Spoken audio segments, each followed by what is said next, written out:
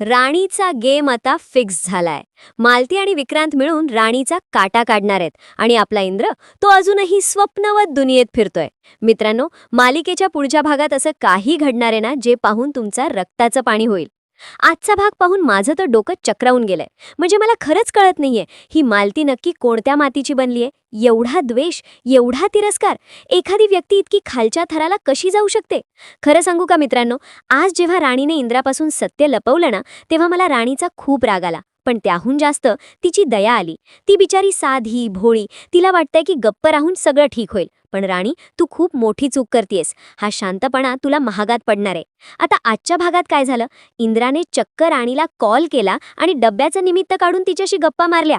Indra sir, आता तरी सुधारा. डब्याचं काय घेऊन बसलात? तुमच्या घरात काय खिचडी शिजतेय ते बघा आधी. इंद्र राणीला थँक्यू बोलतोय, चिठ्ठीबद्दल बोलतोय. हे सगळं ऐकायला गोड वाटतं, रोमॅन्टिक वाटतं. पण ही वादळापूर्वीची शांतता आहे. इंद्र डायरेक्ट राणीच्या घरी पोहोचला फक्त डबा घेण्यासाठी. छे, हे तर निव्वळ प्रेमाचं वेड आहे. पण इंद्राचं हेच वेड आता राणीच्या जीवावर बेतणार आहे असं मला वाटतंय. आता एक कडू सत्य सांगतो जे कदाचित तुम्हाला आवडणार नाही. राणीने इंद्राला मालती आणि उर्मिलाबद्दल जे खोटं सांगितलं ना, की त्या आईला भेटायला आल्या होत्या, तिथेच राणीने स्वतःच्या पायावर धोंडा मारून घेतलाय. का लपवलास राणी, का? इंद्राला जर खरं समजलं असतं की या दोघी तिथे येऊन विष ओकून गेल्यात तर कदाचित इंद्राने वेळीच काहीतरी केलं असतं. पण राणीला वाटतंय की ती महान बनतीये. माझ्या मते राणीचा हा महानपणाच मूर्खपणा आहे. ती स्वतःच्या मृत्यूला आमंत्रण देतीये. आणि तिकडे बघा, खरी विलन मालती, तिने कोणाला बोलवलंय? चक्क विक्रांतला. आता हे दोन विषारी साप एकत्र आलेत म्हणजे विचार करा काय होणार. मालती स्पष्ट म्हणालीये, मला राणीला संपवायचंय.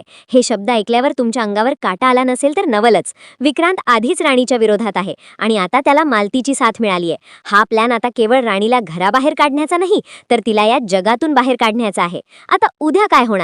माझा अंदाज असा आहे की विक्रांत आणि मालती मिळून राणीचा एखादा भीषण अपघात घडवून आणण्याचा प्रयत्न करतील किंवा राणीला अशा काही गुन्ह्यात अडकवतील की इंद्र सुद्धा तिच्याकडे संशयाने बघेल. का? कारण मालतीला माहितीये की जोपर्यंत राणी इंद्राच्या आयुष्यात आहे तोपर्यंत ती तिचं वर्चस्व गाजवू शकत नाही. इंद्र सध्या आईच्या प्रेमात आंधळा झालाय. त्याला वाटतंय की आई सुधरेल. पण इंद्र सर, सावध व्हा. तुमची आई नाही तर ही मालती तुमच्या संसाराची राखांडळी करणार आहे. तर मित्रांनो, तुम्हाला काय वाटतं? राणीने इंद्राला मालतीचं खरं रूप सांगायला हवं होतं की तिने जे केलं ते योग्य होतं? आणि विक्रांत आणि मालतीची ही जोडी राणीला खरंच संपवू शकेल का? तुमचा राग, तुमचं मत कमेंट्समध्ये नक्की सांगा. मला प्रत्येक कमेंट वाचायला आवडेल. बघूया कोणाचं डोकं जास्त चालतं. आणि हो, चॅनलला सबस्क्राईब करायला विसरू नका, कारण राणीच्या आयुष्यात येणारं हे वादळ मी तुम्हाला सगळ्यात आधी सांगणार आहे. भेटूया पुढच्या भागात.